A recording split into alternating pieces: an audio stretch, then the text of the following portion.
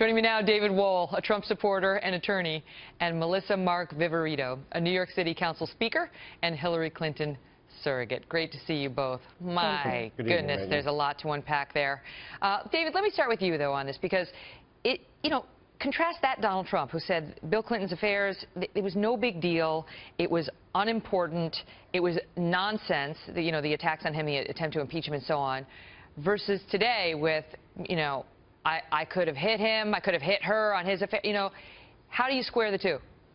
Well, the issue about Monica Lewinsky was relatively minor compared to the pre-Lewinsky allegations regarding Juanita Broadwick, Paula Jones, Kathleen Willey. Megan, those are allegations that go from sexual harassment to rape. And it's not so much what Bill did now, it's what Hillary did. She established a war room to deal with these women who she said were engaging in a bimbo attack or a bimbo assault, something to that effect. It was a bimbo eruption.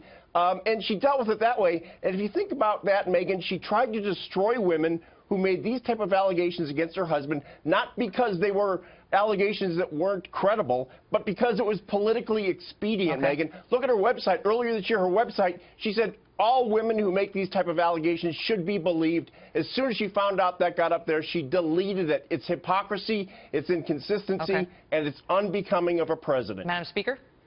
Excuse me if I yawn.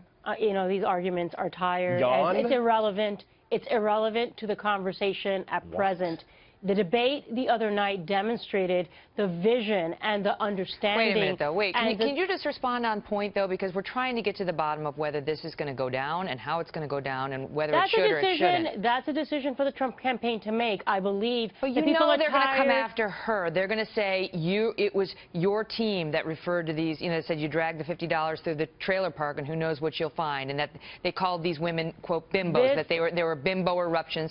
And they put it on Hillary, too, because she went after them as well. This is reflective of the strategies that the Trump campaign will do. It is deviating and trying to divert. How is it not fair game if she goes after him on women to go after her on her treatment of women during Bill's affairs and I do not believe that this is the way we should be dealing with this issue right now, meaning that we have to focus on the vision and the future of this country. But wait, Melissa, Ms. Speaker, she's hitting him relentlessly through ads and on a presidential debate stage. You saw she was very sure to get it in on his treatment of women and the comments he's made about women.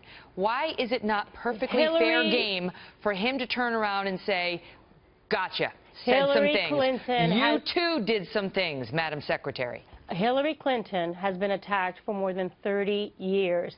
This issue has been discussed and debated. That's a dodge. I mean, David, that's not going to work. That's not going to work. It's the truth. She's ripping Donald Trump for what he said about a beauty queen 20 years ago, and she calls rape accusations, some of which had a lot of credibility, bimbo eruptions, and then has something on her website saying women should be believed when it comes to sexual assault, and then she finds out it's on there, she deletes it, and you're saying that's not a big deal? But let me ask you, David, hold on, let me ask you, David, because Trump also has some vulnerability because he's had extramarital affairs in prior marriages, which have, been made very, very public in the papers, and so there's some risk to him in going after Bill Clinton as an adulterer and as Hillary Clinton and a woman who would understandably be displeased to find that out. But when you're talking about extramarital affairs versus allegations of sexual harassment, assault, rape, and having those covered up and having his wife serve as sort of his henchwoman to take care of them, establishing a war room